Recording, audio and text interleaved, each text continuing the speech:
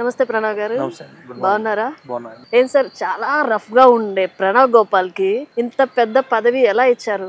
ముందుగా తెలుగుదేశం పార్టీ జాతీయ అధ్యక్షులు ముఖ్యమంత్రి వర్యులు శ్రీ నారా చంద్రబాబు నాయుడు గారికి, జనసేన పార్టీ అధినేత ఉప ముఖ్యమంత్రి కొనిదెల పవన్ కళ్యాణ్ గారికి, అదేవిధంగా తెలుగుదేశం పార్టీ జాతీయ ప్రధాన కార్యదర్శి యువనేత నారా లోకేష్ గారికి, బీజేపీ పార్టీ గౌరవ రాష్ట్ర అధ్యక్షుడు పురంధేశ్వర్ గారికి, తెలుగుదేశం పార్టీ కుటుంబ సభ్యులకు, రాష్ట్రంలో ఉన్నటువంటి విద్యార్థి యువత సంఘాలందరికీ కూడా పేరు పేరు నాకు కృతజ్ఞతలు తెలియజేసుకుంటున్నా. ఈరోజు నాకు ఈ అవకాశం వచ్చిందంటే గత 5 సంవత్సరాలుగా విశాఖపట్నం ప్రాంతంలో కానివ్వండి, ఆంధ్ర రాష్ట్రంలో క్షేత్రస్థాయిలో విద్యార్థి యువత, విశాఖపట్నంలో కూడా స్థానికంగా సమస్యల మీద అనేక పోరాటాలు చేయడం జరిగింది. రుషికొండ లాంటి అంశం మీద కూడా నేను పోరాటం చేయడం జరిగింది. దాని మీద దాదాపు 2-3 కేసులు కూడా నా మీద అక్రమంగా పెట్టడం జరిగింది లాస్ట్ టైం. అదేవిధంగా స్థానికంగా ఏ సమస్యలు ఉన్నా కూడా, ప్రజలకు ఏ ఇబ్బందులు ఉన్నా కూడా క్షేత్రస్థాయిలో తిరిగి నాకు సమస్యలు తెలుసుకోవడం, దాని మీద అనేకసార్లు ప్రభుత్వం దృష్టి తీసుకెళ్ళడం, ఇవన్నీ కూడా తెలియడం ఒక ఇదైతే. రెండోది ఏంటంటే, ఒక యంగ్స్టర్కి ఇస్తే బాగుంటుంది, సొసైటీలో కొంత మార్పు ఉంటుందన్న ఉద్దేశంతో కూడా పార్టీ యువనాయకత్వాన్ని ఎంకరేజ్ చేయడం దిశగా కూడా ఇది ఒక ట్రయల్గా కూడా చూడొచ్చు. అంటే చంద్రబాబు నాయుడు గారికి మీ మీద ఎందుకు అంత నమ్మకం? అంటే ఈ పదవికి ప్రణవ్ గోపాల్ న్యాయం చేయగలడా? నా మీద నమ్మకం మీద నాకు ఇంత కీలకమైన బాధ్యత. ఎందుకంటే I'm the first youngest chairperson VMRDA. నాకన్నా ముందు అందరూ కూడా ఎంపీలు, ఎమ్మెల్యేలు చేసినటువంటి వాళ్ళు చేశారు ఈ పదవి.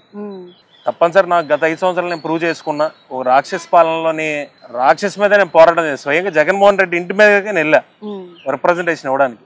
సో నేను ఎక్కడ కూడా భయపడను. ఎందుకంటే ఎప్పుడు కూడా అక్రమంగా, అన్యాయంగా, తప్పుదోవల ఏ రోజు కూడా నా రాజకీయ జీవితంలో నేను చేయలేదు. కాబట్టి తప్పనిసరిగా నేనైతే న్యాయబద్ధంగా ఉంటాను. విఎంఆర్డీ అనేసరికి తెలుసు, గతంలో అనేక మంది చేశారు, పెద్దలు అందరూ చేశారు. వాళ్ళు న్యాయంగా చేసినప్పుడు కూడా అనేక అవినీతి ఆరోపణలతో కొంతవరకు బయటికి వెళ్ళారు. కాబట్టి అటువంటిది అన్యాయంగా ఏది చేయడు. ఎందుకంటే ఇదంతా ల్యాండ్ రిలేటెడ్ అంత ఇష్యూ.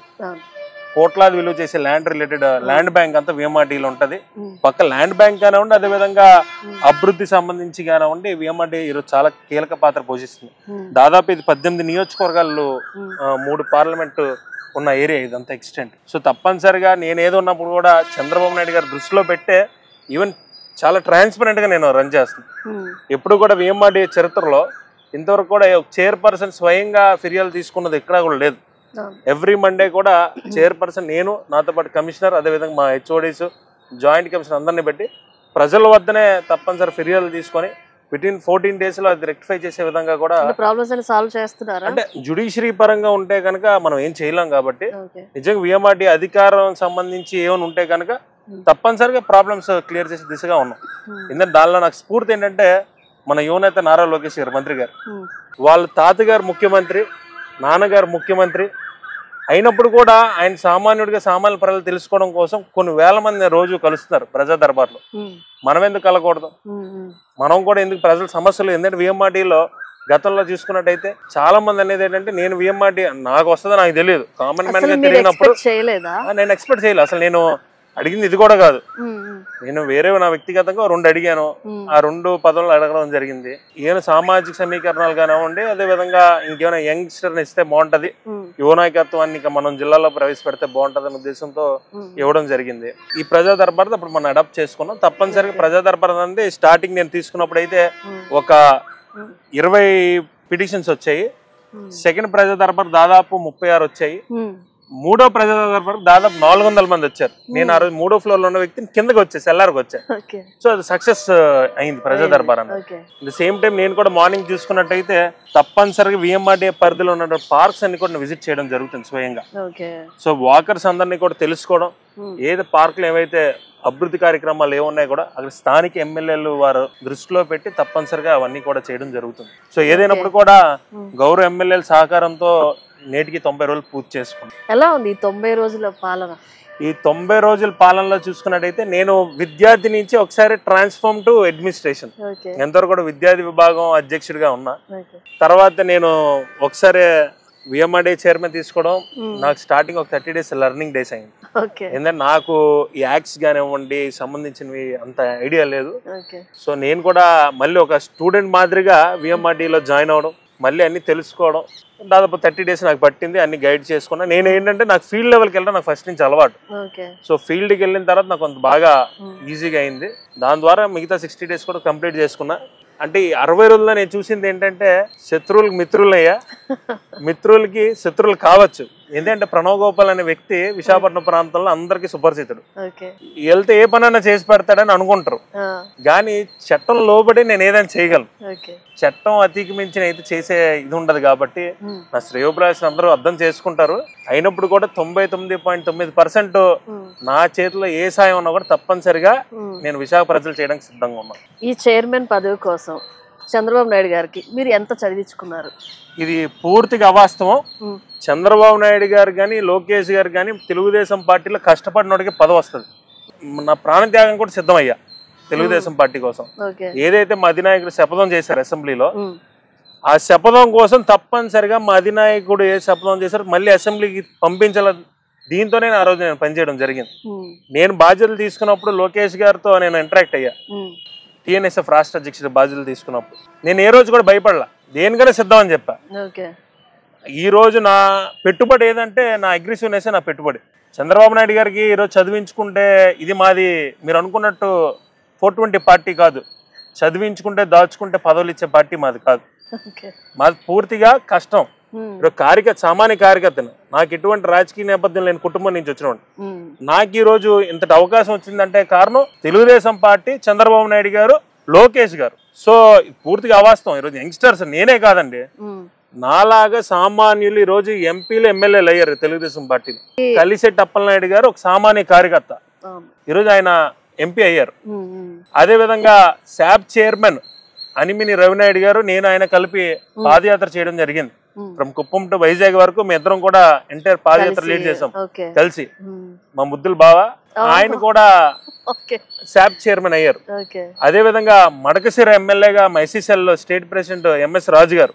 ఇలా చెప్పుకుంటూ పోతే చాలా మంది ఈ రోజు ఎటువంటి రాజకీయ నేపథ్యం లేని వాళ్ళం, ఆర్థిక నేపథ్యం లేని వాళ్ళం అందరం కూడా ఈ రోజు మేము ఈ రోజు అయ్యాము. అంటే ఈరోజు తెలుగుదేశం పార్టీలో డబ్బులు ఇచ్చి పదవులు తెచ్చుకున్నది పూర్తిగా అవాస్తవం. కష్టే ఫైల్ అన్నది మా ఒక నినాదంతో వెళ్తుంది మా పార్టీ. అంటే అప్పట్లో జగన్మోహన్ రెడ్డి కూడా ఎలాంటి బ్యాక్గ్రౌండ్ లేకుండా డబ్బులు తీసుకోకుండా కూడా కొంతమంది పదవులు ఇచ్చారు. నన్ను ఆదర్శంగా తీసుకున్నాడు లోకేష్ బాబు, చంద్రబాబు నాయుడు అని చెప్తున్నాడు. జగన్మోహన్ రెడ్డికి తెలుసుకోవాల్సింది ఏంటంటే, ఈ పార్టీ పెట్టినప్పుడు అన్న నందమూరి తారక రామారావు గారు ఇదే విశాఖపట్నం జిల్లాకు చెందిన నరసీపట్నంలో ఉంటే ఇప్పుడు ప్రస్తుతం మన స్పీకర్ గారు అయ్యన్ పాత్ర గారు ఒక సామాన్య ఎటువంటి రాజకీయ నేపథ్యం లేని వ్యక్తిని ఆనాడు ఆయన తీసుకొని 6 మంత్రి చేశారు. తెలుగుదేశం పార్టీని చూసి ఆయన నేర్చుకున్నాడు తప్ప ఆయన చూసి తెలుగుదేశం పార్టీ ఏ రోజు కూడా నేర్చుకోలే. జగన్మోహన్ రెడ్డి పార్టీలు ఈ రోజు మా పార్టీ నుంచి వెళ్ళిన వాళ్ళందరూ కూడా ఆయన పార్టీలో ఉన్న వాళ్ళంతా ఒకే స్కీమ్ తో పనిచేశారు. దోచుకున్నామా దాచుకున్నామా ఈ 2 నెలలతో గత 5 సంవత్సరాలు వెళ్ళింది. అవసరం అయితే మీకు చైనా వాళ్ళు ఇక్కడ మన వైజాగ్ రుషికొండలో కూడా కడతారు. మళ్ళీ నెక్స్ట్ నేను వస్తానని చెప్పి చెప్తున్నాడు జగన్మోహన్ రెడ్డి. జగన్మోహన్ రెడ్డి పార్టీ ఈవెన్ జెండా పువ్వు కూడా ఆంధ్ర రాష్ట్రంలో ఉండదు. ఈరోజు చెప్తున్నాను, మీకు క్లియర్ గా రాసుకోండి. నేను మళ్ళీ ఇంటర్వ్యూ చేస్తా, తప్పనిసరిగా మీరు ఇంటర్వ్యూ చేయండి. జగన్మోహన్ రెడ్డి పార్టీ ఈరోజు ఆంధ్ర రాష్ట్రంలో జెండా పువ్వు కూడా ఉండదు. ప్రజలు చీ కొట్టారండి. ఈరోజు 11 స్థానాలకు ఈరోజు తీసుకొచ్చారంటే ప్రజలు చీ కొట్టారు. ఈరోజు 11 రెడ్డి అంటున్నారు అందరూ. జగన్మోహన్ రెడ్డి అని మర్చిపోయారు అందరూ. మీరు మర్చిపోయారు ఇంటర్వ్యూలు అడగడం, ఎక్కడ అడగండి. మీరు అందరూ కూడా జగన్మోహన్ రెడ్డి 11 రెడ్డి అని పిలుస్తున్నారు. మీరు ప్రజలందరూ కూడా చీ కొట్టారు కాబట్టి ఇంత దీనస్థితికి వెళ్ళాడు. ఆంధ్ర రాష్ట్రంలో కూడా ప్రజలందరూ కూడా 5 సంవత్సరాలు నరకాసిన పాలనలోకి వెళ్ళారు. ప్రజలు ఎవరు కూడా జగన్మోహన్ రెడ్డి పేరు చెప్తుంటే కూడా ఈరోజు భయపడే పరిస్థితి రోజు. అతను ఇచ్చిన పథకాలనే మీరు కంటిన్యూ చేస్తున్నారు అని చెప్పి చెప్తా ఉన్నాడు. అతను ఇచ్చిన పథకాలు మేము కంటిన్యూ చేసేదంటే, మేము సూపర్ 6 మేము ఆల్రెడీ ఎలక్షన్ మేనిఫెస్టోలో పెట్టుకుని మేము వెళ్ళాం ప్రజల్లోకి.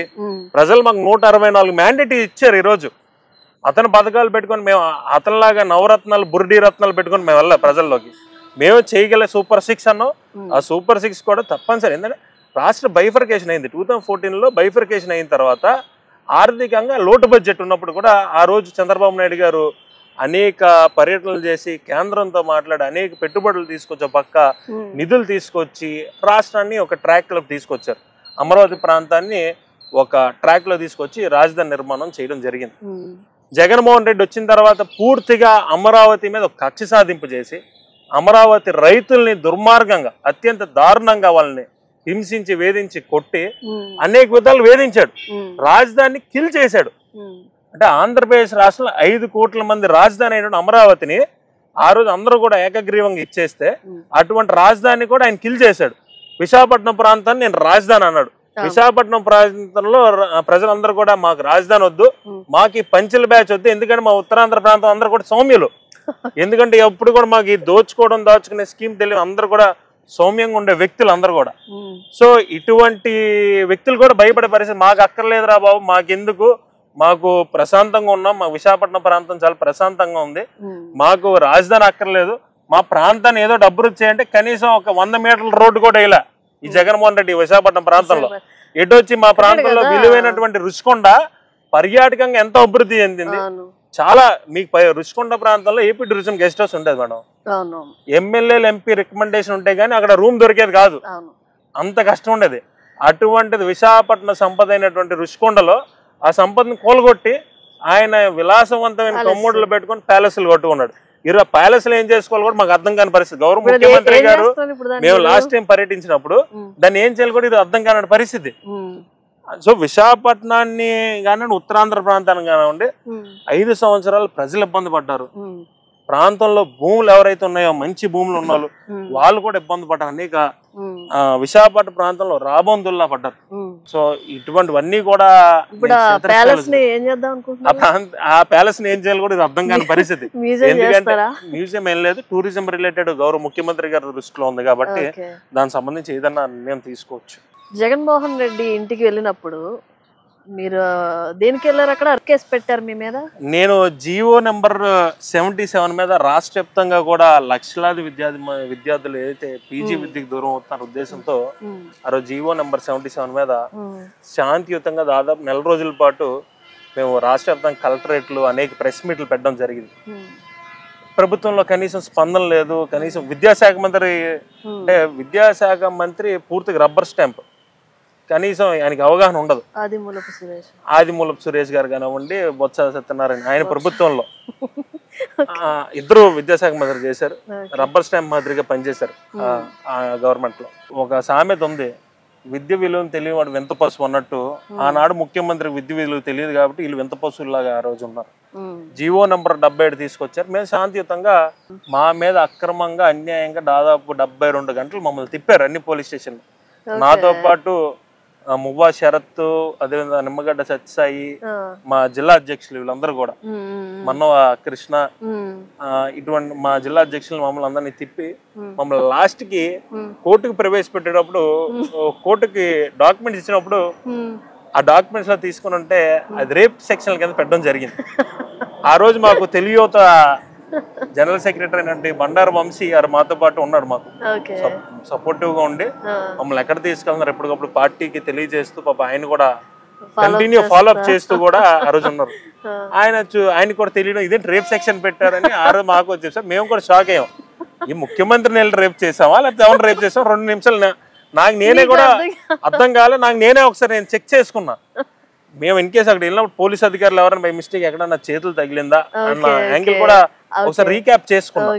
బట్ అటువంటి దారుణంగా ఇప్పుడు అయినపాత్రి గారి మీద లాస్ట్ టైం ఇంకో వేరే చట్టం పెట్టారు.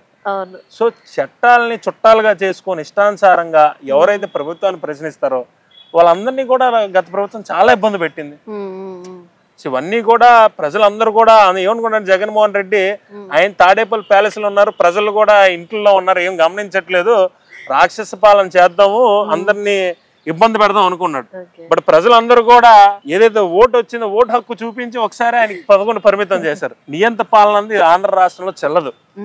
సింపుల్ గవర్నెన్స్ అన్న మా ప్రభుత్వం మీరు చూసుంటారు, మేము ఎక్కడ కూడా వెరీ సింపుల్ గవర్నెన్స్. మా ముఖ్యమంత్రి గారు ఎక్కడికి వెళ్ళినా కూడా లిమిటెడ్ ఎస్కాట్ చేశారు. ప్రజల వద్ద ఆయనే తీసుకున్నారు ఫిర్యాదులు. గౌరవ మంత్రులు కూడా డైరెక్ట్ గా వెళ్ళి ఫిర్యాదులు తీసుకుంటున్నారు. గౌరవ ఎమ్మెల్యేలు కూడా ఎప్పటికప్పుడు కార్యాలయాల్లో అందుబాటులో ఉండి ప్రజల సమస్యలు తీసుకుంటున్నారు.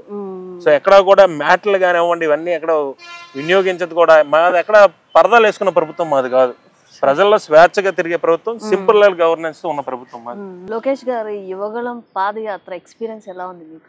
లోకేష్ గారు యువగళం పాదయాత్ర నిజంగా నేను అందులో కోర్ మెంబర్ అవడం నిజంగా నేను చాలా చేసుకున్న అదృష్టం, లక్కీ. ఏంటంటే ఒక రాక్షస పాలన జరుగుతుంది ఆ టైంలో గత 5 సంవత్సరాలు. లోకేష్ గారు పాదయాత్ర ఏదైతే ఇనిషియేషన్ తీసుకున్న తర్వాత నేను రవి ఇద్దరం కలిపి రవి నాయుడు నేను కలిపి శాప్ చైర్మన్ ఇద్దరం కలిపి మధ్యన రమ్మడం జరిగింది. రాజేష్ గారి దగ్గరికి వెళ్ళాం మేము ఆ టైంలో, కిలార్ రాజేష్ గారు. మా ఎంటైర్ యువగలం పాదయాత్ర ఈ రోజు సక్సెస్ అయిందంటే కారణం లోకేష్ గారి పాత్ర. ద బిహైండ్ రాజేష్ గారు, కిలార్ రాజేష్ గారు.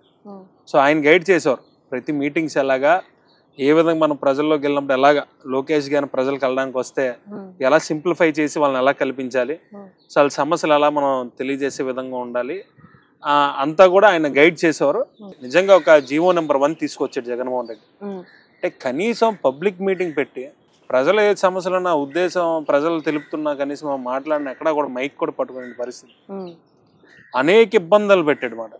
పోలీసులు ఎక్కడ సహకరించారు కాదు. పాదయాత్రలో కనీసం ఒక పోలీస్ అధికారి కూడా మా సౌండ్ వెహికల్ కూడా ఆపితే సుధాకర్ రెడ్డి నాకు ఈ రోజు కూడా గుర్తు.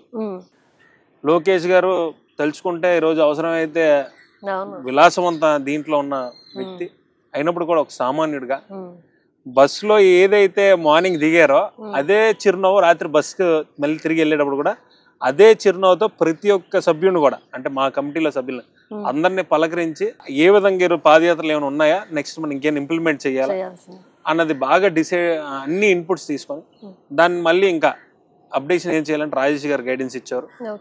సో ఆ గైడెన్స్ తో పాటు మేము పాదయాత్ర అనేది సక్సెస్ఫుల్ గా మేము అందరం కూడా కంప్లీట్ చేయడం జరిగింది. పాదయాత్రలో అనేక ఎక్స్పీరియన్స్ నేను ఫేస్ చేశాను. విశాఖపట్నం రాజకీయాలు చూసా, ఇన్ ద సేమ్ టైం రాష్ట్ర రాజకీయాలు విద్యార్థి విభాగం రాష్ట్ర అధ్యక్షుడు వ్యవహరించినప్పుడు చూసా. బట్ అక్కడికి వెళ్ళేసరికి రైతు వారి సమస్యలు తెలుసుకున్నా, మహిళా సమస్యలు తెలుసుకున్నా.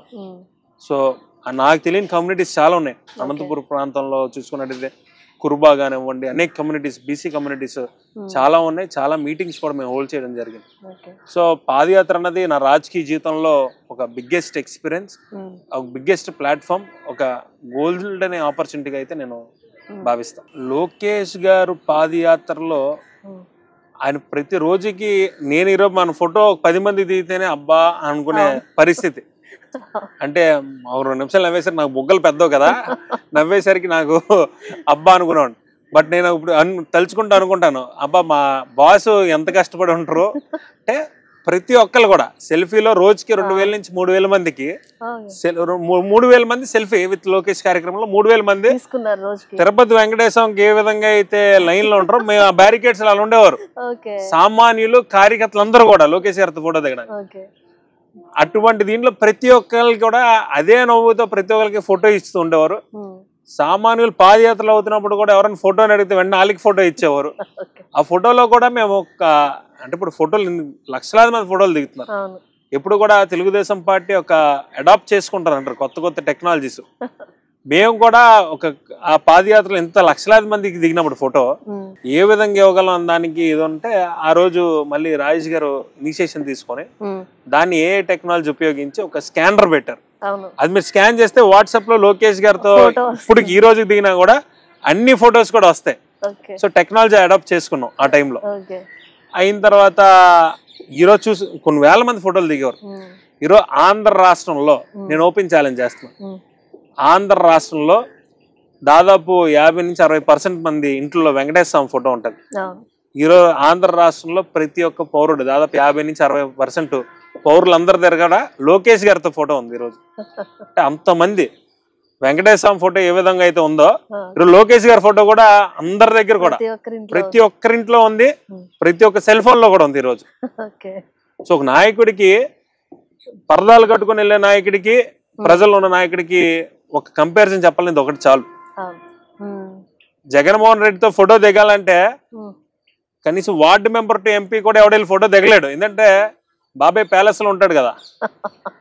మా నాయకుడు అలాగా ప్రజల్లో ఉండే నాయకుడు. నేటికి అధికారం వచ్చినప్పుడు కూడా ప్రతి ఒక్క సమస్యలు తెలుసుకుంటూ ఈ ఫోటోని అడిగిన వెంటనే ఇస్తారు. ఎంత దీనిలో ఉన్నా కూడా సెక్యూరిటీని కూడా చెప్తారు, క్లియర్ ఇన్స్ట్రక్షన్స్ ఇస్తారు.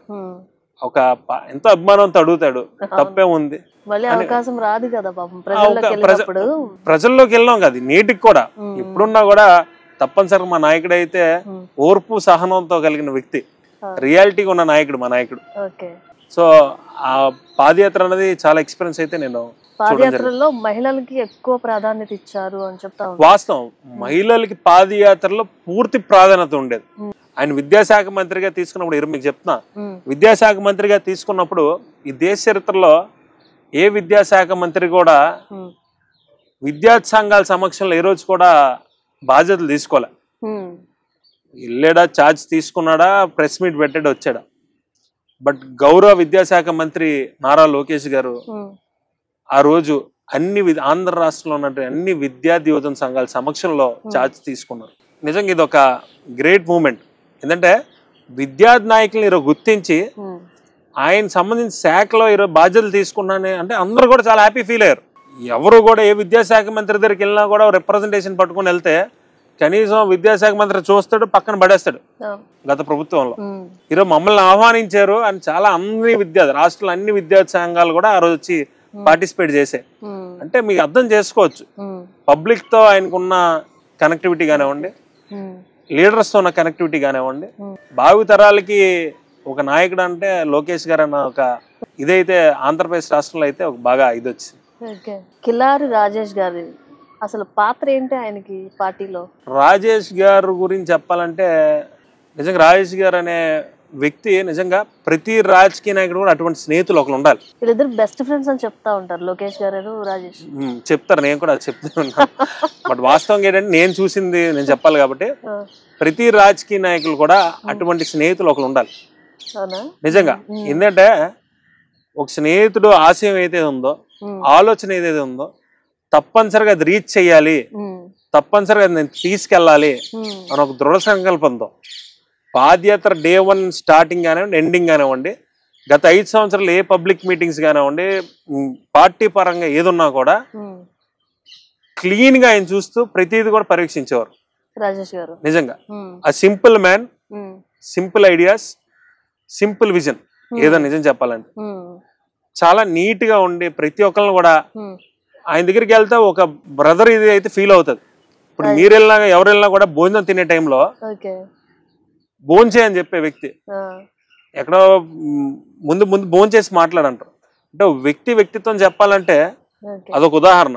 మనం ఇంటికి భోజనంకి వచ్చిన టైంకి మన రున్నా లేకపోయినా పెట్టారంటే అది ఒక గ్రేట్ ఇది మూమెంట్. రాజేష్ గారు ఎగ్జాంపుల్ లో చెప్పాలంటే అదొక ఎగ్జాంపుల్. సామాన్యుడు అవని ఎవరన్నా అవని సో బాగా అందరితో కూడా ఇంటరాక్ట్ అవుతారు. యువతతో కానివ్వండి అందరితో ఇంటరాక్ట్ అయ్యి పార్టీ ఇన్పుట్స్ తీసుకుంటారు. గ్రౌండ్ లెవెల్ ఇలా వర్క్ చేయండి అని కూడా గైడ్ చేస్తారు. ఒక మంచి స్నేహితుడు లోకేష్ గారికి. అటువంటి స్నేహితుడు రాజకీయ జీవితంలో ప్రతి ఒక్కరికి కూడా ఉంటే కనుక సక్సెస్ఫుల్ స్టోరీ అవుతుంది ఎవరికైనా. ఇప్పుడు పార్టీ రావడానికి కూడా చాలా వరకు అతను నిజంగా వాస్తవం. రాత్రనగా పగలనగా పార్టీ అధికారంలో తేవాలి. లోకేష్ గారు, చంద్రబాబు నాయుడు గారు తప్పనిసరి ముఖ్యమంత్రి అవ్వాలి. చంద్రబాబు నాయుడు గారు, లోకేష్ గారు ఆశయాలు ఏవైతే ఉన్నాయో, లోకేష్ గారు ఏదైతే ఐడియాస్ ఉన్నాయో అవి ఇంప్లిమెంట్ చేయడంలో 100% రాజేష్ గారు పాత్ర 100% ఉంది. అది పాదయాత్ర ఈరోజు సక్సెస్ అయిందంటే బిహైండ్ ఉన్నది రాజేష్ గారు. ఆ సక్సెస్ ఫార్ములాలో ప్రతిదీ కూడా ఎప్పటికప్పుడు అప్డేట్ చేస్తూ కూడా అందరినీ యంగ్స్టర్స్ అందరినీ కూడా ప్రోత్సహిస్తున్నారు ఈరోజు. లోకేష్ గారితో మీకు ర్యాప్ ఎలా ఉంటుంది? లోకేష్ గారితో ఉన్న ర్యాప్ నాకు అంటే ఒక సోదరుడు గా భావిస్తాను ఎప్పుడు కూడా. నిజంగా ఒక తమ్ముళ్ళలా చూసుకుంటారు. ఎందుకంటే నేను జైల్లో ఉన్నప్పుడు మా అమ్మకి రెగ్యులర్ గా ధైర్యం అంటే మా ఫాదర్ ఎక్స్పైర్ అయ్యారు 2019లో క్యాన్సర్ తో. మా ఇంట్లో ఉండేది మా అమ్మగారు ఒకలే. గత 5 సంవత్సరాలు మా అమ్మగారు అనేక ఇబ్బందులు పడ్డారు. అంటే అర్ధరాత్రి 1 గంట సమయంలో కూడా పోలీసులు దాదాపు 50-60 మంది వచ్చి ఇల్లు డోర్లు కొట్టి ఏడి మీ అబ్బాయి ఏడి అనేక విధాలుగా వేధిస్తూ అంటే చులకన భావంతో మాట్లాడుతూ చాలా ఫేస్ చేసింది మా అమ్మ. బట్ ఏ రోజు కూడా ఆమె ఎక్కడా కూడా ఇదవలేదు. ఆమె తప్పనిసరిగా ఫైట్ చేయనే చెప్పేది తప్ప ఏ రోజు కూడా మా మదర్ నన్ను బ్యాక్ స్టెప్ ఎప్పుడు అయినవాళ్ళ. లోకేష్ గారు ఆ టైంలో కూడా క్రైసిస్ టైంలో కూడా మా అమ్మగారితో రెగ్యులర్ గా మాట్లాడుతూ నేనున్నాను. ఆ రోజు స్వయంగా లోకేష్ గారు వచ్చి నేను జైలు దగ్గర విడుదలైనప్పుడు ఆ రోజు రావడం జరిగింది.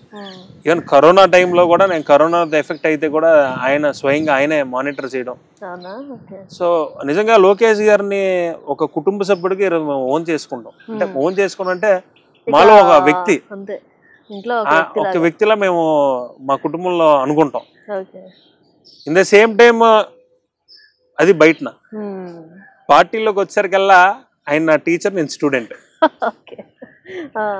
సో ఆ ర్యాపో అన్నది ర్యాపో అని మీరు అడిగారు కాబట్టి ఆయన టీచరు, నేను స్టూడెంట్ గా పార్టీలో ఉంటాం. వ్యక్తిగత దీనిలోకి వచ్చినప్పటికల్లా సోదర భావంతో మేము. లోకేష్ గారితో ట్రావెల్ చేసినప్పుడు ఏంటంటే ఒక ఓన్ బ్రదర్ ఫీల్ అయితే ఉంటది. ఎక్కడికి వెళ్ళినా కూడా ఓన్ ఏరా అంటే పలకరింపు హత్తుకునేటట్టు ఉంటది. నిజంగా ఓన్ బ్రదర్, ఏదో మన సొంత సోదరుడు పిలిచినట్టు ఏరా అని ఎలా ఉన్నావు అని అడిగే ఇది ఉంటది. సో ఆ స్థాయిలో ఉన్న వ్యక్తి అంటే మన గురించి అడుగుతున్నారంటే ఒక ఇది కాబట్టి ప్రతి ఒక్కరిని కూడా చాలా, నన్నే కాదు ఎవరు కార్యకర్త, ప్రతి కార్యకర్తకు కూడా ఈ ఆంధ్ర రాష్ట్రంలో ఒక సోదరుడు ఉన్న వ్యక్తి లోకేష్ గారు. అంటే కార్యకర్తల కోసం ఈరోజు థింక్ చేశారు ఆయన. కార్యకర్త సంక్షేమ నిధి పెట్టిందే లోకేష్ గారు. సో కార్యకర్తల కోసం ఆలోచించిన నాయకుడు ఆలోచించాడంటే ప్రజల కోసం ఏ స్థాయిలో ఆలోచిస్తారన్నది అది ఒక ఉదాహరణ. కార్యకర్త సంక్షేమ నిధి పెట్టానండి. సో లోకేష్ గారు అన్నది భావితరాలు మాకు కానివ్వండి అందరికీ కూడా ఒక మంచి నాయకుడు. అందరం కూడా భువనమ్మకి, చంద్రబాబు నాయుడు గారికి అయితే పాదాభివందనాలు తెలియజేసుకుంటాం. ఆ విషయంలో ఒక మంచి నాయకుడు మాకు ఇచ్చారు. ఫ్యూచర్ లో లోకేష్ గారిని ముఖ్యమంత్రిగా చూడొచ్చా? టైం కలిసి ఉంటే ఏదన్నా మనం ఏం చెప్పలేము కాబట్టి ఎందుకు అవ్వకూడదు, ఏదన్నా అవ్వచ్చు ఏ టైం కన్నా. ఉప ముఖ్యమంత్రి ఇస్తారని చెప్పేసి చెప్తా ఉన్నారు. అది పార్టీ కూటమికి సంబంధించిన ఇష్యూస్ కాబట్టి నేను మాట్లాడకూడదు. కాబట్టి మీరు ఇటువంటి కాంట్రవర్సీ క్వశ్చన్లు వేయకండి. బట్ అటువంటి కాంట్రవర్సీ క్వశ్చన్స్ ఆన్సర్ చేసి ఎదగలేదు. ఏది ఏ టైం ఏది ఉందో ప్రతిది కూడా టైం ప్రకారం జరుగుద్ది కాబట్టి కాలమే సమాధానం చెప్తుంది. ఒక మాజీ ముఖ్యమంత్రిని లెవెన్ రెడ్డి అని పిలవటం ఎంతవరకు కరెక్ట్ అంటారు? రెస్పెక్ట్ ఇవ్వాలి కదా. మాజీ ముఖ్యమంత్రి కాదు, ప్రస్తుతం ఎమ్మెల్యే. ఆయన కేవలం ఎమ్మెల్యే. మాజీ ముఖ్యమంత్రి ఆయన ఎమ్మెల్యే, ప్రెసెంట్ ఎమ్మెల్యే. మాజీ ముఖ్యమంత్రి అన్నది ప్రజలు ఇచ్చిన బిరుదు. లెవెన్ రెడ్డి అన్నది కూడా ప్రజలు ఇచ్చిన బిరుదు.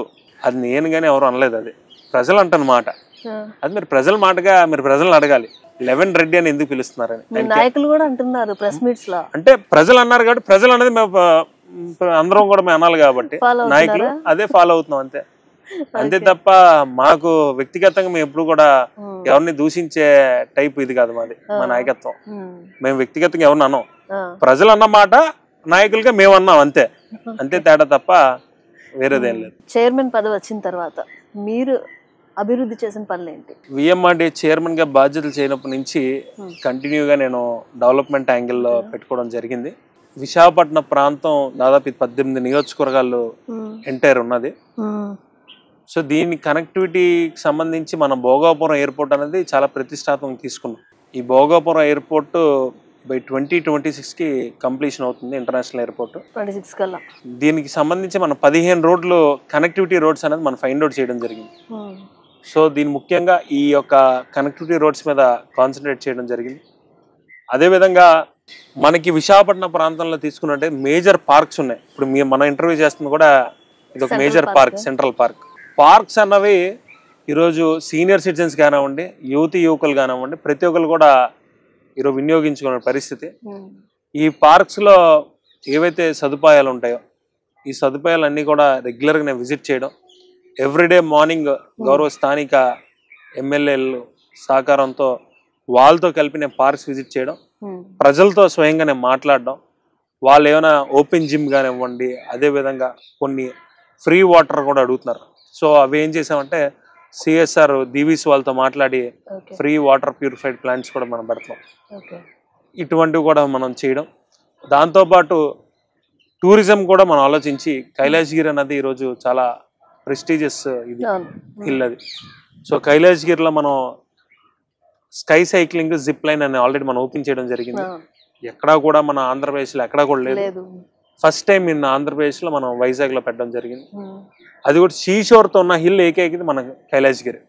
సో కైలాసగిరిని మేము ఒక టూరిజం స్పాట్గా తీసుకొని దాన్ని మేము బాగా డెవలప్మెంట్ చేస్తాం. అక్కడ రానున్న రోజుల్లో బై ఏప్రిల్ కల్లా మేము గ్లాస్ బ్రిడ్జ్ అనేది ఇండియాలో the longest glass bridge 50 meters glass bridge, India the longest glass bridge. దాన్ని కూడా త్వరలో మేము ఏప్రిల్ గల పూర్తి చేస్తున్నాం, అందరికి అందుబాటులో కూడా తీసుకొస్తాము. సో టూరిజం పరంగా ఒక విధంగా మేము చూస్తుంటే ఇన్ ద సేమ్ టైం మధ్య తరగతి ప్రజలు ఎవరైతే ఉన్నారో వాళ్ళకి ఎంఐజీ లేఅవుట్స్ మనం వేయడం జరుగుతుంది. అంటే ప్రతి పేదవాడి కళ ఏంటంటే ఒక ఎంతో కొంత భూమి కొనుక్కొని ఇల్లు కట్టుకోవాలన్నది వాడి చిరకాల కోరిక. సో తప్పనిసరిగా సంబంధించినటువంటి ఎన్టీఆర్ స్మార్ట్ లేఅవుట్స్ అని మనం పెట్టడం జరిగింది. అడ్డూరు కానివ్వండి, పాలవలస, జి అగ్రహారం వివిధ దగ్గర కూడా మనం తీసుకోవడం జరిగింది. వాళ్ళ మధ్య తరగతులకు కూడా తప్పనిసరిగా మనం ఆ రేట్లకు సంబంధించి కూడా మనం పెట్టడం జరిగింది. తప్పనిసరిగా డెవలప్మెంట్ ఒక పక్క, టూరిజం ఒక పక్క, ఈ రెండు కూడా సైమల్టేనియస్ గా ఉండే విధంగా కూడా మనం యాక్షన్ ప్లాన్ అయితే సిద్ధం చేస్తాం. డ్రైనేజ్ ప్రాబ్లమ్స్ కూడా ఉన్నాయని చెప్తా ఉన్నారు. డ్రైనేజ్ అనేది జీవీఎంసీ రిలేటెడ్. సో ఇప్పటికప్పుడు జీవీఎంసీ అధికారులు కూడా డ్రైనేజ్ రిలేటెడ్ చూస్తున్నారు. ఆ ప్రాబ్లమ్స్ మీద కూడా రానున్న రోజుల్లో కూడా స్థానిక ఎమ్మెల్యేలు అందరూ కూడా దాని మీద కసరత్తు అయితే చేస్తున్నారు. సో ఓవరాల్ గా అయితే విఎంఆర్డిఏ రిలేటెడ్ గా ఏ ఇష్యూస్ ఉన్నా కూడా ప్రతి సోమవారం కూడా ప్రజా దర్బార్ పెట్టడం జరిగింది ముందు చెప్పినట్టు. సో ఆ ఇష్యూస్ ఏమున్నా కూడా ప్రజలకు అందుబాటులో ఉంటుంది. ఎందుకంటే ఈరోజు చంద్రబాబు నాయుడు గారి విజన్ కానివ్వండి, లోకేష్ గారు, పవన్ కళ్యాణ్ గారు ఆలోచన విధానం తీసుకెళ్లే దిశగా అయితే విఎంఆర్డిఏ పనిచేస్తుంది. తప్పనిసరిగా అభివృద్ధి ధ్యేయంగా అయితే పనిచేయడం జరుగుతుంది. అంటే పార్టీలో చాలా మంది సీనియర్స్ ఉన్నారు కదా, అసలు మిమ్మల్ని ఎందుకు సెలెక్ట్ చేసుకున్నారు? అదే ఇప్పుడు పార్టీలో ఎంతమంది సీనియర్స్ ఉన్నారు, సీనియర్ సూచనలు తీసుకుంటాం, సీనియర్లు తప్పనిసరిగా వాళ్ళు ఇచ్చే గైడెన్స్ తీసుకుంటాం. ఇప్పుడు కాలం కలిసి వస్తే ఏది మనం చెప్పలేం. అంటే మన హార్డ్ వర్క్ అంటే ఒక సామాన్యుడికి తప్పనిసరిగా ఒక గుర్తింపు వచ్చింది, ఒక కార్యకర్తలు తిరిగినోడికి ఒక గుర్తింపు వచ్చింది. సో కామన్ మ్యాన్ ఈరోజు నా దగ్గర రావడం చాలా ఈజీ. నేను ఎవరు ఫోన్ చేసినా, నాకైతే దేవుడి దేవాళ్ళ అప్పులో ఎవరు లేరు కాబట్టి ఎవరు ఫోన్ చేసినా కూడా ప్రతి ఒక్కరి ఫోన్ నేను లిఫ్ట్ చేస్తాను, వాళ్ళ సమస్య వింటాను. సో తప్పనిసరిగా ఏదున్నా కూడా పార్టీ గుర్తించింది. యువనేత నారా లోకేష్ గారు నిజంగా ఆయన ఇచ్చిన బ్లెస్సింగ్స్, ఆ బ్లెస్సింగ్స్ తోనే తప్పనిసరిగా ఆయన చెడ్డ పేరు రాకుండా ఇక్కడున్న ఎమ్మెల్యేలు అందరూ కూడా సపోర్ట్ చేశారా? నేను నేటికి ఈ నిమిషానికి కూడా అందరు గౌరవ ఎమ్మెల్యేల సహకారంతోనే నేను ఈరోజు నీట్ గా నా పదవిలో ఉండి నాకున్న డ్యూటీస్ నేను ఫుల్ఫిల్ చేసుకోగలుగుతాను. వాళ్ళ సహకారం లేదే ఏమి చేయలేం. అందరూ బాగుంటారు మీతో. నిజంగా వాస్తవం అందరు ఎమ్మెల్యేలు కూడా నిజంగా ఒక సోదరులాగా గైడ్ చేస్తూ అలా కాదు ఈ విధంగా వెళ్ళాలి, నువ్వు అలా చేస్తే ఇన్కమ్ ఈ విధంగా జనరేట్ అవుతుంది విఎంఆర్డిఏకి అంటే గైడ్ చేయడం వల్లే నిజంగా ఒక నాకు హ్యాపీయెస్ట్ థింగ్ ఏంటంటే అందరితో కూడా కోఆర్డినేషన్ చేసుకొని చేయడం. సో కోఆర్డినేషన్ చేసుకుంటే ఏ రోజు కనుక మనకి విభేదాలు ఉండవు కాబట్టి తప్పనిసరిగా స్థానిక ఎమ్మెల్యేల సహకారంతోనే నేను ఈరోజు విఎంఆర్డిఏ చైర్మన్ గా సక్సెస్ఫుల్ గా కొనసాగుతున్నాను. ఇంతకు ముందు బాగా మాస్ గా ఉండేవాళ్ళంట, ఇప్పుడు ఈ చైర్మన్ అయిన తర్వాత ఎలా హ్యాండిల్ చేస్తున్నారు? మాస్ గా ఉండడం అయితే వాస్తవే, ఫస్ట్ నుంచి కూడా మాస్ గా ఉండేవాడిని. అలా లేదు, మాసు క్లాసు ప్రొఫెషన్ పరంగా క్లాస్ గా వెళ్తా, మిగతా విషయాలు అంతా మాస్. ఎందుకంటే మన మీద నమ్మకంతో ఇచ్చారు ఈ బాధ్యత, నీదైతే బాధ్యతగా భావిస్తాను. ఎందుకంటే పదవి అలంకరణప్రాయంగా కానీ ఆ పదవిని ఎంజాయ్ చేయడం కోసం అయితే నేను తీసుకోలే. నేను తప్పనిసరిగా నాకంటూ బాధ్యతగా ఇచ్చారు కాబట్టి నేను దీనిలో ఒక సెపరేట్ నాకంటూ మార్క్ తెచ్చుకోవాలి. విశాఖపట్నం చరిత్రలో తప్పనిసరిగా ప్రణవ్ గోపాల్ పలానా టైంలో విఎంఆర్డిఏ చైర్మన్ గా చేసినప్పుడు పలానా అభివృద్ధి చేశాడు, పలానా మధ్యతర కుటుంబాలకు సంబంధించి ఒక ల్యాండ్ లేఅవుట్స్ వేసాడు. అదేవిధంగా మనం కూడా ఇన్నోవేటివ్గా ఏమనుకుంటున్నాం అంటే ఈ పార్క్స్ ఏవైతే ఉన్నాయో ఒక థీమ్ తీసుకుంటున్నాం. ఎందుకంటే ఈరోజు యువత అందరూ కూడా ఈ డ్రగ్స్ కి అలవాటు పడి చాలా వాళ్ళ భవిష్యత్తు అయితే పాడు చేసుకుంటున్నారు. సో డ్రగ్స్ వల్ల తీసుకునే నష్టాలు కూడా మనం పార్కులు ఎక్కడికక్కడ పెడితే కనుక బాగుంటుందన్న ఉద్దేశంతో కొన్ని పార్క్స్ కూడా ఐడెంటిఫై చేయడం జరిగింది. కొంత ఓరియంటెడ్ మెసేజ్ ఓరియంటెడ్ పార్క్ ఉంటే కనుక ప్రజలకి తెలుస్తాయి, అందరికీ తెలుస్తుంది, విద్యార్థులు తెలుస్తాయి. సో అందరు కూడా ఒక మంచి హెల్తీ అట్మాస్ఫియర్ లో ఉంటారు కాబట్టి సో తీసుకోవడం జరిగింది. ఈ పార్క్ తో పాటు కొన్ని పార్క్స్ కూడా ఐడెంటిఫై చేయడం జరిగింది. ఏవైతే పార్క్స్ ఉన్నాయో ఆ పార్క్స్ లో మనం కనుక లైబ్రరీ స్టార్ట్ చేస్తే ఏమైనా సిఎస్ఆర్ నిధులు వస్తే సిఎస్ఆర్ నిధులతో మనం ఏమైనా లైబ్రరీస్ స్టార్ట్ చేస్తే కనుక విద్యార్థులు ఉపయోగించుకుంటారు కాబట్టి దానికోసం కూడా నేను కొంత వర్కౌట్ చేస్తున్న అధికారులతో. మేబీ అన్ని సక్సెస్ఫుల్ గా జరుగుతాయి కూడా. ఎందుకంటే అందరినీ కూడా మనం అందరూ కూడా వెల్ఫేర్ గురించి అడిగినప్పుడు ఎవరు కూడా మన కాదంటారు, డెవలప్మెంట్ యాంగిల్లో అడిగినప్పుడు ఎవరు కాదంటారు కాబట్టి డెవలప్మెంట్ యాంగిల్లో మనం తీసుకెళ్తున్నాం విఎంఆర్డి. అదే విధంగా ఇన్ ద సేమ్ టైం మనం ఐకానిక్ బిల్డింగ్ అని కూడా మనం పెట్టాం. మీరు చూసుంటారు, ఒక క్రూజ్ టైప్ లో ఉంటది ఒకటి, దాదాపు 88 కోట్లు అప్రాక్సిమేట్లీ వాల్యూ చేసే ప్రాజెక్ట్ అది. ఆ ప్రాజెక్ట్ లో కూడా ఒక ఐకానిక్ బిల్డింగ్ గా మనం తీసుకున్నాం, అది క్రూజ్ టైప్ లో ఉంటది. దాన్ని కూడా మనం ఐటీకి గానీ లేకపోతే ఇంక వేరేదైనా పెడదామని ఒక. సో డెవలప్మెంట్ యాంగిల్ వెళ్తున్నాం. సో ఇంత డెవలప్మెంట్ యాంగిల్ వెళ్ళినప్పుడు అఫీషియల్స్ వచ్చినప్పుడు నేను మాస్గా ఉండడం కరెక్ట్ కాదు కాబట్టి, సో క్లాస్ ప్రణవ్ గోపాల్ అనే వ్యక్తి ఎప్పటికీ మాసే. ఎవరు ఎన్నన్నా కాదన్నా ఈరోజు నేను మీ దగ్గర అబద్ధం ఆడొచ్చు, లేదు మేడం నేను క్లాస్ అని చెప్పొచ్చు, కానీ అందరికీ తెలిసిందే ఈ ఒక చిన్న విషయంలో అబద్ధం ఆడడం కరెక్ట్ కాదు. టు బి ఫ్యాక్ట్ ఉంటాను. నా దగ్గరికి ఎవరు వచ్చినా కూడా నేను పని చేయగలుగుతానని చెప్తే నేను చేయగలుగుతాను, లేకపోతే నా పరిధి కాదని చెప్పేస్తా. వాడు ఆ నిమిషానికి నన్ను తిట్టుకునో లేకపోతే ఏదో అనుకోని కనీసం ఇంత దీనిలో ఉండి నాకు చేయలేదు అనుకుంటాడు, కానీ బట్ వాస్తవం నేను చెప్పడం కరెక్ట్. నేను ఒక మనిషిని నా మీద నమ్మకంతో వచ్చినప్పుడు అది నేను చేయగలిగితే నేను చేయగలను, ఇది నా చేతిలో ఉన్న పని అని చెప్తే రెండోసారి ఆడికి నాకు బాండింగ్ ఉంటుంది. నేను అది జరగదో అది అవ్వదో ఎట్టి పరిస్థితిలో ఇది నా చేతిలో ఉంటే ఇంతవరకు నేను ఒక రూట్ పార్ట్ చెప్తాను తప్ప జరగని పని నేను చేయాలంటే అది నేను చేయలేను. సో నేను రెండోసారి మళ్ళీ అని తిప్పించుకొని అది కరెక్ట్ పద్ధతి కాదు కాబట్టి ఫస్ట్ నుంచి నా రాజకీయ చరిత్రలో ఎప్పుడు కూడా పని అవుతుంది అంటే అవుతుంది, అవ్వదంటే అవ్వదు, ఈ రెండు ఫార్ములాతో వెళ్తాను. అఫీషియల్స్ దగ్గర అఫీషియల్ గా ఉంటా, మాస్ దగ్గర మాస్ గా ఉంటా. మీకు చైర్మన్ పదవి వచ్చిన తర్వాత మీ మదర్ ఎలా ఫీల్ అయ్యారు? మా చైర్మన్ పదవి వచ్చిన తర్వాత మా అమ్మగారికి అయితే నో వర్డ్స్, అసలు మాటలు. ఏంటంటే మా అమ్మగారు నాకు ఒక బ్రదర్, మా అమ్మగారు నాకు ఒక సిస్టర్, మా అమ్మగారు నాకు ఒక బెస్ట్ ఫ్రెండ్. మా అమ్మగారు ఏదున్నా కూడా నాకు గైడ్ చేస్తారు. ఏంటంటే ఏదున్నా, ఏంటంటే నేను రాజకీయాల్లో వచ్చినప్పుడు నా కుటుంబ సభ్యులు కానివ్వండి అందరూ నన్ను వ్యతిరేకించారు. కుటుంబ సభ్యులు అందరు కూడా ఎందుకు పాలిటిక్స్, ఎందుకు నువ్వు బీబీఏ చేసావు, వెళ్ళే జాబ్ చెయ్యు, లేకపోతే ఏదో బిజినెస్ చెయ్యు, ఏమి నాన్న వ్యాపారాల్లో లేకపోతే ఏదో తీసుకుని స్టార్ట్ చెయ్యి అని ఒక చులకన భావంతో చూసారు.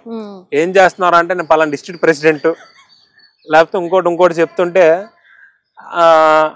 ఇది ఉండేది, చులకన భావంతో చూసేవారు. ఇప్పుడు వాళ్ళ ఫీలింగ్ ఏంటి అంటే నేను ఒక సిద్ధాంతాన్ని నమ్ముతాను, చీకట్లో ఉన్నోడే నా వెనకాల ఉన్నోడే నేను నమ్ముతా. ఎందుకంటే దారిటో తెలియదు అయినప్పుడు కూడా నా వెనకాల నన్ను నమ్మి వెనకాల నించున్నాడు. వెలుగు వచ్చిన తర్వాత అందరూ వస్తారు, దారి అని తెలిసినప్పుడు ఎందుకు రారు, అందరూ వస్తారు. సో చీకట్లో నా వెనక ఉన్నోడే నేను నమ్ముతా. సో రెండు కూడా నేను వెలుగులో వచ్చినోడిని నేను అబ్జర్వ్ చేస్తా, నా వెనక చీకట్లో ఉన్నోడిని అబ్జర్వ్ చేస్తాను, రెండు స్టెబిలైజ్ చేసుకుని వెళ్తా. మా అమ్మగారు నిజంగా అటువంటి సపోర్టివ్ మదర్. నేను ఏది అడిగినా అంటే ప్రొఫెషన్ లోకి వెళ్తున్నానంటే డే 1 నుంచి, ఇప్పుడు రాజకీయం మీకు తెలియదు ఏం కాదు, ప్రతిదీ ఆర్థికంతో కూడుకున్నది. నాకు వ్యక్తిగత ఏం బిజినెస్ ఏం లేవు, లేకపోతే నాకు వ్యక్తిగత ఇంక వేరే అడ్డదారులో డబ్బులు వచ్చేది ఏం లేవు. నేటికి ఈ రోజుకి మీ ఇంటర్వ్యూ ఇక్కడికి వచ్చానంటే డీజిల్ డబ్బులు ఇచ్చింది మా అమ్మే. సో ప్రతిది కూడా మా అమ్మగారు నేటికి కూడా ప్రతిది కూడా సపోర్ట్, అంటే ఇన్ ద సెన్స్ నేను సపోర్టివ్ గా ఉంటాను. నేను రానున్న రోజుల్లో బిజినెస్ ఎస్టాబ్లిష్ చేస్తాను అనుకోండి, బట్ ఈ రోజు కూడా ఏదో బిజినెస్ ఏదో నాకు తగిన బిజినెస్ ఏమైనా ఎస్టాబ్లిష్ చేస్తాను. బట్ నేటికి మా అమ్మగారు సపోర్ట్ తోనే ఉంది. బట్ మా అమ్మగారు ఉన్న హ్యాపీనెస్ ఆ రోజు అంటే ఆమె ఫేస్ చేసింది, చాలా ఫేస్ చేసింది స్ట్రగుల్స్. ఎందుకంటే నేను రాజకీయాల్లో వచ్చినప్పటి నుంచి 2009 నుంచి నేను రాజకీయాల్లో ఉన్నప్పటి నుంచి కుటుంబ సభ్యులతోని ఫేస్ చేసింది మాటలు, ఇన్ ద సేమ్ టైమ్ అందరితో కూడా ఫేస్ చేసింది. సో అటువంటి మీకెందుకు ఇప్పుడు మా మదర్ ఫస్ట్ ఎక్స్పీరియన్స్ మీరు అడిగారు కదా ఎలా ఉందో, మీ ముందే నేను కాల్ చేస్తా, మా మదర్ చెప్తారు. మీకు ఆ మాటలో మీకు తెలిస్తే ఆమె ఎంత హ్యాపీ ఫీల్ అయిందన్నది మీకు ఐడియా ఉంటది. కాబట్టి ఆ మూమెంట్ ఆ రోజు మధ్యాహ్నం 11:30-12 మధ్యలో లిస్ట్ వచ్చింది. హలో అమ్మా, ఏం చేస్తున్నావు?